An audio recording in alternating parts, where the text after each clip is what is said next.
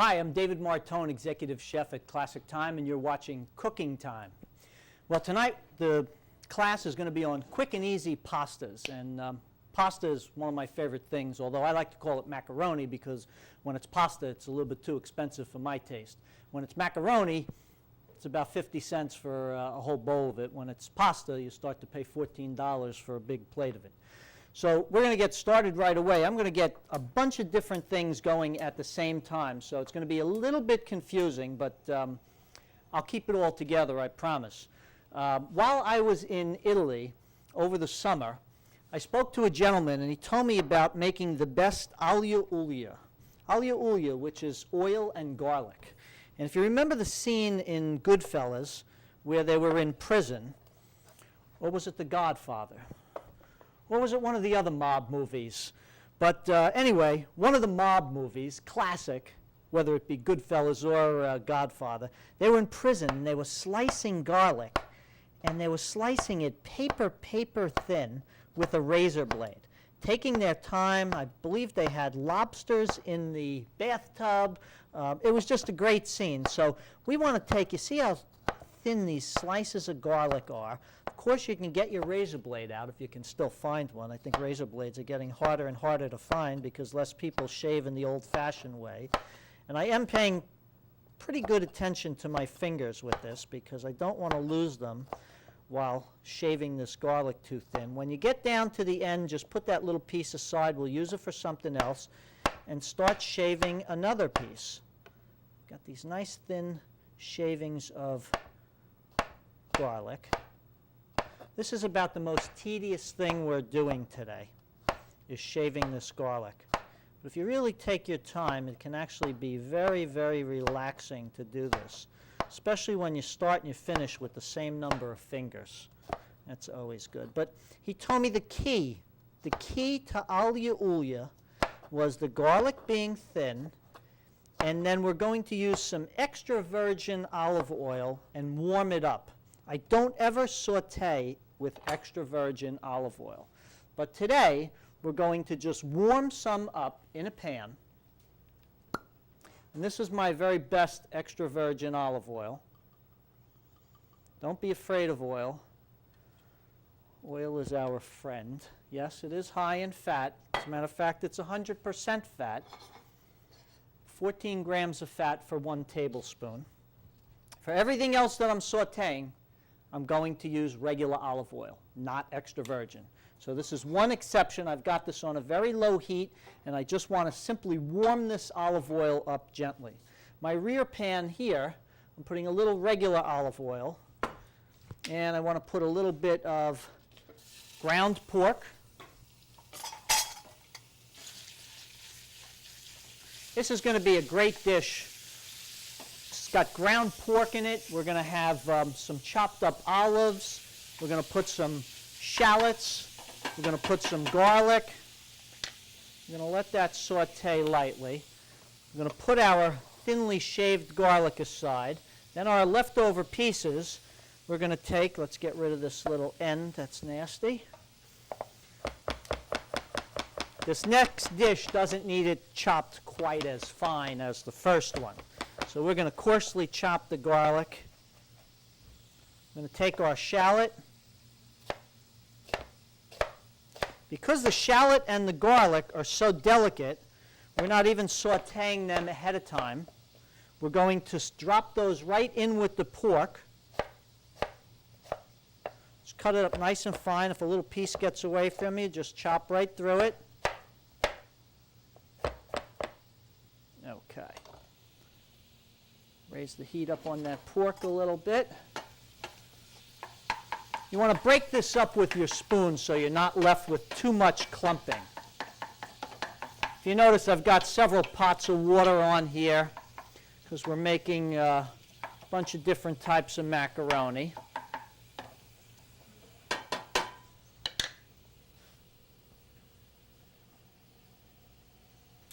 Okay, now that our oil is warmed up, let me put this down right here just so you can see.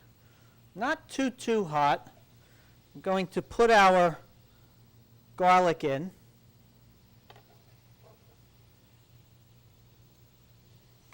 it's important that you see that there's no sizzle. No sizzle taking place at all. This garlic is simply in warm oil. It's going to extract a lot of the juices out of the garlic. It's going to become very, very mild. My experience with heating extra virgin olive oil more than the warming point is that it becomes very bitter.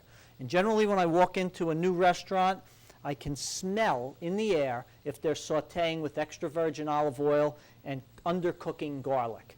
In this case, we're just putting warmed olive oil with the garlic. When you start to heat that garlic up in extra virgin olive oil, that's to the point where it'll sizzle the garlic, you get a very bitter taste between the oil and the garlic, and I just don't like it. It's not pleasant to me at all. So this is really going to be it for our alga ulya. We're going to put this off to the side, get another pan going here. We've got our pork coming along nicely. I want to continue to break up that pork. We've got two other dishes that are probably going to scare you a little bit, okay? And this is the reason why. I've got some butter. Bob, can we get that fan on? Some butter heating up here. I took it off the flame because I saw the pan was a little bit too warm. So I want to make sure that that butter doesn't get superheated.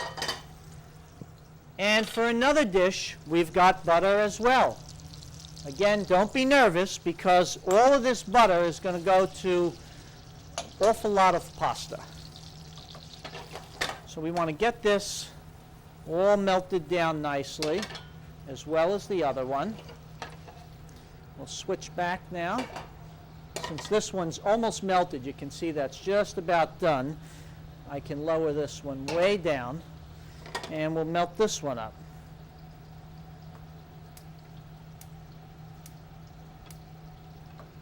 Okay, our pork is cooking nicely.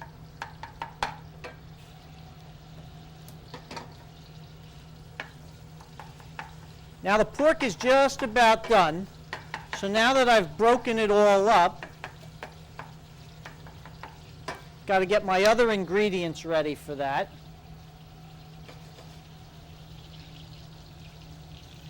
Okay, this butter totally melted at this point. So we'll move it right off the heat until we're ready for it, because these dishes come together rather quickly. Rather than carry our ingredients, we'll bring our pan over. We'll mix up our shallots and our garlic. A little edge of the shallot we don't want with the root on it. Back on the flame.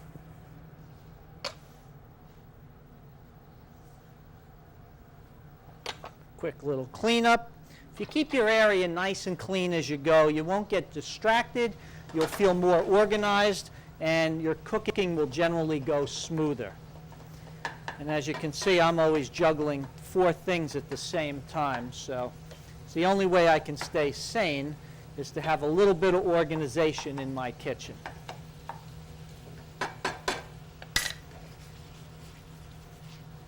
These shallots and garlic will cook up quickly. If I were to put them in too early, I might risk burning them. So since I have so many things going on at the same time, I don't want to have to worry about one thing getting out of hand. I've got some pitted green olives. I'm just flattening them out a little bit so I can just chop through them.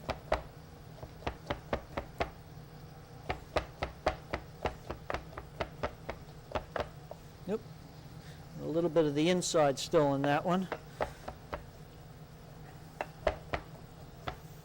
These were actually, I thought I had olives, and when I looked in the refrigerator, all I had was large green olives that were stuffed with pimentos. So I simply pulled the pimentos out of these. But certainly getting the big Sicilian olives and pitting them would have been my first choice. Now remember, the olives are cured in a salt brine. So keep that in mind when we're getting ready to season our dish. People tend to want to just put salt before they even taste. Me, I like to taste everything and then season it.